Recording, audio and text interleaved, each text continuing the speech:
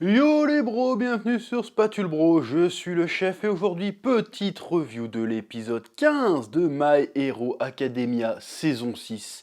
Mais avant, et ça fait un petit moment, petit instant autopromo comme d'habitude avec Manga Story, le manga shonen par le chef Otaku, explication, analyse des tropes, archétypes, clichés, codes du manga de type shonen neketsuesque. On y parle des archétypes, des thématiques, des concepts, des personnages, de plein de trucs super intéressants, illustrés avec des planches et tout, disponible dans toutes les librairies. Le lien est dans la description bien évidemment, avec tous mes autres ouvrages, bien sûr.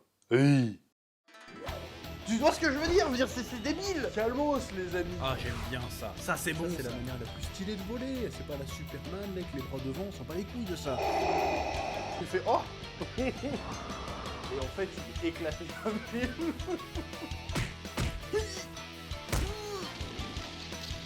Je sais pas ce qui m'a pris là. Là j'ai craqué.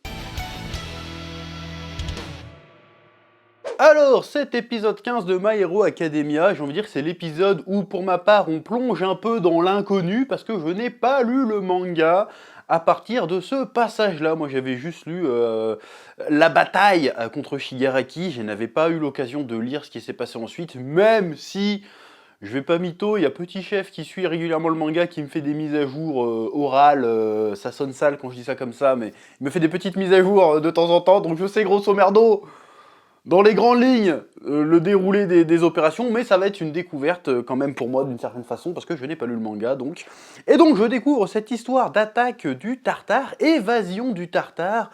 Bon déjà tu parles de Tartare, on parle pas de bouffe, hein, on parle du côté mythologique, du côté mythique du délire, qui est plutôt sympathique, qui en termes de symbolisme est aussi assez sympathique, hein, le genre, vas-y, les dieux ont échoué, quelque part, hein, évidemment, les dieux, les figures mythologiques modernes de notre époque seraient bien évidemment les super-héros, donc le symbolisme est plutôt sympa.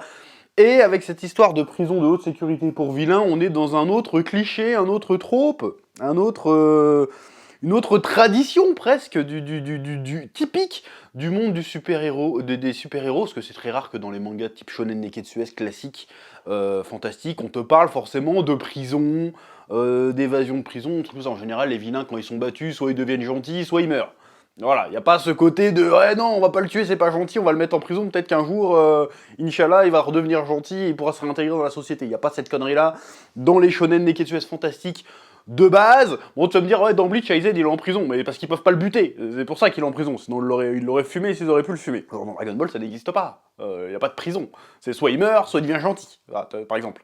Naruto, pareil. Bon, si t'entends parler que de temps en temps ils vont en prison, mais en vrai, les trois quarts du temps, ils les fument ou ils deviennent gentils. Bon, bref. Donc, c'est un cliché de super-héroïque, hein, ce côté de « ok, on est des super-héros, on attrape les méchants, mais on peut pas les tuer, donc on va les mettre où ?» Donc, ils vont dans une prison qui est toujours hyper giga sécurisée, et il y a toujours un moment donné où ils sont là « jamais personne s'est échappé de cette prison », et puis boum. Bon, il y a le vilain parmi les vilains qui arrive et qui réussit à évader, ou en tout cas attaquer le truc, de faire en sorte que les vilains s'échappent, et là c'est toujours réunion de crise. Et généralement dans les histoires de comics US, c'est là que c'est l'occasion pour que des équipes super-héroïques se forment. Genre à l'époque, là je te parle d'un truc il y a presque 20 piges, les New Avengers se sont formés justement à cause d'une évasion du raft à la base.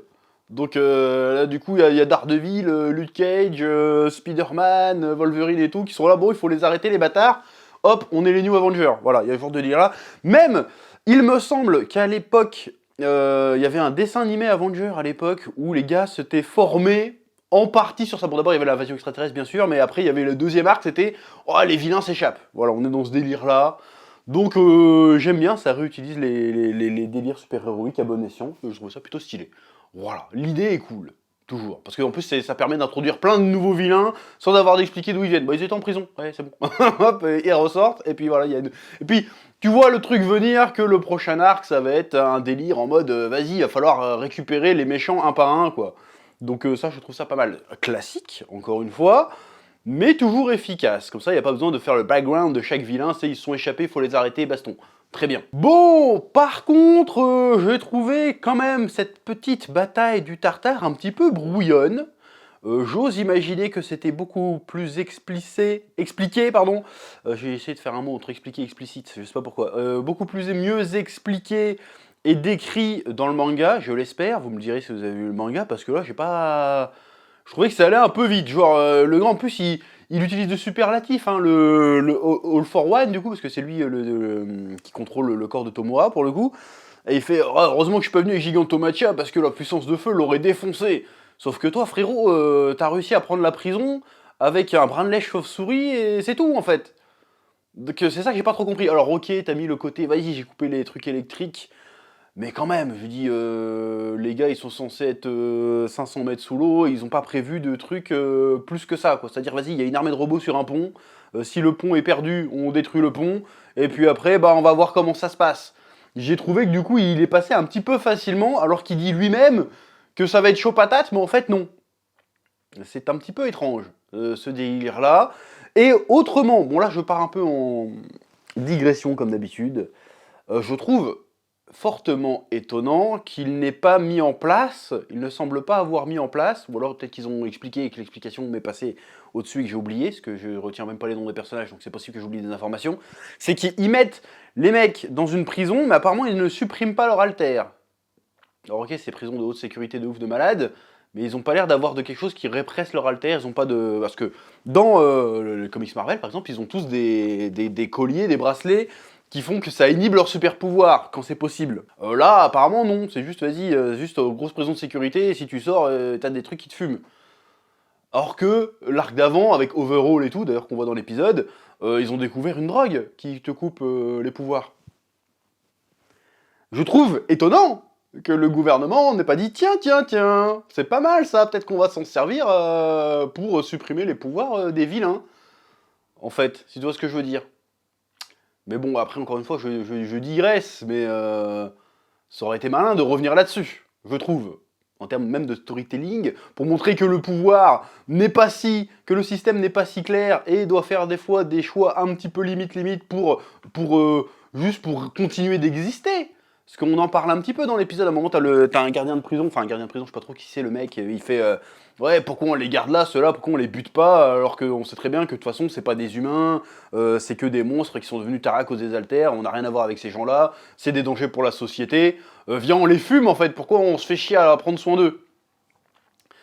Alors je sais que c'était ça qu'il voulait insinuer l'auteur, mais si tu me fais qu'en plus, en fait on a trouvé un moyen de supprimer les pouvoirs de manière totalement presque arbitraire, genre ah tu respectes pas la loi avec tes alters, boum on te l'enlève. Ça aurait été encore plus oppressif du coup, et ça aurait donné encore du grain à moudre à la révolution menée par Shigaraki, je trouve. Ou alors peut-être que ça a été fait et que je suis pas au courant, mais je trouve dommage d'être passé à côté de cette occasion. Après peut-être que ça va revenir, hein. Oui. Et du coup, en parlant de ça, je trouve même, encore une fois, je digresse un petit peu, mais ça reste dans le thème du manga, je trouve ça un peu ironique que c'est Shigaraki qui s'est soit retrouvé à l'utiliser pour neutraliser Razorhead.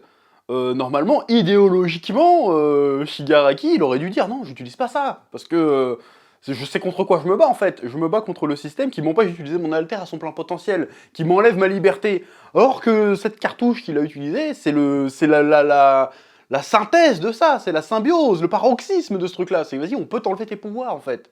On peut littéralement, d'un coup de pipette, enlever qui tu es, enlever toute ta liberté. Et le méchant l'utilise quand même. Ça, du coup, je trouve que c'est une petite erreur, tu vois. Ça aurait été super intéressant qu'il fasse non. Après, il a peut-être balancé une phrase genre ça me fait chier de l'utiliser, mais je l'utilise. Mais bon, c'est un peu hypocrite, parce que du coup, c'est fait nécessité fait loi. Du coup, t'es pas mieux que le système que tu critiques, en fait, Shigaraki. Finalement. Oui, je suis parti loin, mais c'est intéressant, oui. Et pour rester dans le symbolisme, vu qu'on est que dans Shigaraki, Tomura et All for One sont en train de mener une révolution, en général, dans les révolutions, un des premiers trucs qui pète, bah c'est les prisons. Parce que la prison, c'est un peu le symbole ultime de l'oppression, dans un sens. Si tu considères que le système qui dirige l'État, le pays, n'est pas légitime, le truc le plus illégitime, eh ben, ce sont les lois et les prisons, les gens qui sont prisonniers. Alors peut-être qu'il y en a dans le tas qui méritent d'être là, mais globalement, Si tu veux foutre le truc en l'air, eh ben tu ouvres les prisons, et là c'est le bordel. C'est-à-dire que c'est le symbole que l'autorité n'est plus là, en fait. Donc, d'un point de vue sociétal, d'un point de vue thématique, c'est super intéressant d'avoir placé cette évasion des prisons, cette ouverture des prisons, maintenant dans l'histoire, dans ce contexte de révolution. C'est plutôt bien vu. Voilà. Oui. Bon, et tout au long de la bataille, on a quand même ce petit conflit, hein, ce petit pugilat entre All for One qui prend le contrôle du corps de Shigaraki, et Shigaraki qui essaye de dire « Mais non, mais je suis pas votre marionnette, en fait, barrez-vous de mon corps !» c'est moi qui gère. Il fait non, non, mais tu te reposes en fait, tu te reposes. Laisse-moi, je prends la place, tu vas te reposer, t'es trop faible. Et d'ailleurs, il est tellement faible que bah, All for One prend le contrôle, hein, tu vois, avec la symbolique des mains, qui se fait attraper. Il fait vas-y, fais dodo, va te reposer, moi je vais prendre la suite. On voit aussi Spinner qui commence à douter, qui fait non, mais attends frérot, c'est pas toi, j'ai juré allégeance moi. Moi je suis avec Shomura, je suis pas avec All for One. Tomura, pardon, je suis pas avec All for One là, qu'est-ce qui se passe?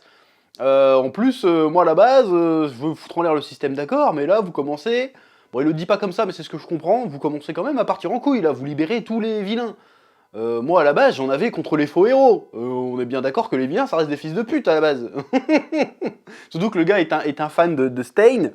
Stain qu'on revoit dans l'épisode d'ailleurs, donc ça pourrait être super intéressant de voir qu'est-ce qui va devenir ce Stain dans les prochains épisodes. Parce que là, ils ont rebalancé Overall, ils ont rebalancé Stain, et ils ont rebalancé Muscular. Il va y avoir du Rune 2 à un moment donné. Ça sera super intéressant de voir ça. Moi, je vois déjà des coups one-shot tout le monde. Tu vois, genre, c'est bon, je suis plus un petit là maintenant. Je suis l'héritier du One for All, je vais tous vous baiser. Je vois un truc comme ça arriver. Je ne sais pas, nous verrons bien. Donc voilà, on a tout ce petit conflit interne, un épisode très clairement orienté du côté des vilains pour le coup, et qui est plutôt intéressant, et qui montre que même au sein de leur organisation, il commence à avoir des petites disputes, des petites broutilles, des petites dissensions, comme on dit. Je crois que c'est ça le mot.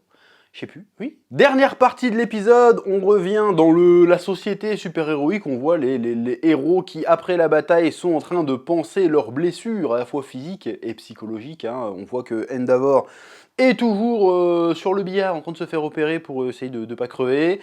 On voit Shoto qui se réveille et puis qui dit putain, mon frère c'est devenu un méga taré, et en plus il est plus fort que mon frère, son feu brûle beaucoup plus que celui de mon père. Et finalement, j'aime bien aussi le côté qui se reconnaît en lui, parce qu'à un moment donné, il a aussi haï son père pour les mêmes raisons que Toya, en fait. Sauf que lui, il en est revenu. Donc finalement, il a un peu pardonné à son père, et puis il a quand même pris le bon chemin. Mais il se dit, merde, comment on va faire, quoi? C'est-à-dire que je vais être obligé d'arrêter mon frère moi-même, parce que mon père en sera incapable.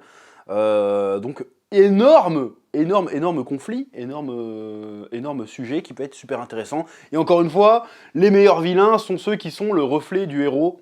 Hein, parce que là, Toya, c'est en quelque sorte c'est Shoto qui a pris le mauvais chemin, qui n'a pas eu la chance de rencontrer un Deku, un Midoriya, et qui du coup bah, est parti en sucette, ça s'est joué à pas grand chose finalement.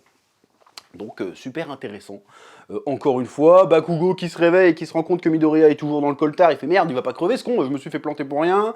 Et puis surtout, on voit que finalement, même s'ils ont survécu, l'échec est total, ils ont perdu. Vraiment, le monde super-héroïque a échoué. Alors comment dirais-je, ils ont évité le pire, dans un sens, parce qu'ils ont sauvé plein de vies et tout, mais ils ont quand même perdu. Ils ont perdu d'un point de vue déjà physiquement, ils ont perdu ce qu'ils ont perdu des héros précieux, ils ont perdu Midnight, Majestic et plein d'autres. Il y a des villes qui se sont fait raser quand même malgré tout, donc il y a eu énormément de morts. Et surtout, bah, ils n'ont pas réussi à choper, la mission en tant que telle est un échec. Car ils n'ont pas réussi à empêcher All for One, dans un sens, de se réincarner en Tomura. Donc ils ont échoué aussi d'un point de vue idéologique. Ils ont perdu, c'est l'expression que j'aime bien utiliser, ils ont perdu l'âme de Gotham, hein, comme dans Batman, dans le sens où les vilains ont réussi à montrer les héros sous un jour qui les dessert. Ils ont dit, regardez votre Hawk, soi-disant c'est le héros numéro 2, je sais pas quoi, il bute un mec de sang-froid dans le dos. Endeavor, soi-disant c'est le numéro 1, bon, moi je suis son fils, je suis devenu taré, je suis un tueur de masse à cause de ce bâtard, parce qu'en fait il battait sa femme, il battait ses enfants, c'est un tyran, c'est un fils de pute. Donc je vous montre ce qu'on est devenu à cause de lui. Donc quelque part, si je suis là, c'est de sa faute à lui, donc blâmez-le. Et en plus, bah, ils perdent quoi. Ils perdent. Les institutions s'effondrent, hein. Il y a 6 ou 7 prisons qui se sont fait libérer, il y a des vilains dans la nature, donc en fait tout leur travail est tombé à néant, a été réduit à néant. Ils ont perdu pour le moment à tous les niveaux. La question maintenant va de savoir, parce qu'en fait il n'y a pas que ça, c'est-à-dire que même le peuple, pour le coup, qu'ils sont censés protéger et servir, bah, se retourne contre eux en disant mais c'est quoi ce bordel, on vous faisait confiance, on a quelque part accepté le système, genre on a refusé nos haltères, on a dit ouais, on n'utilise pas nos haltères, on vous laisse les utiliser, bon il y a le délire de la violence légitime, tout ce que tu veux là, on a fait ça, on s'est plié au système, en échange on était censé être protégé, au final on n'est pas protégé, donc c'est quoi ce bordel? Donc ils demandent des comptes, et à raison.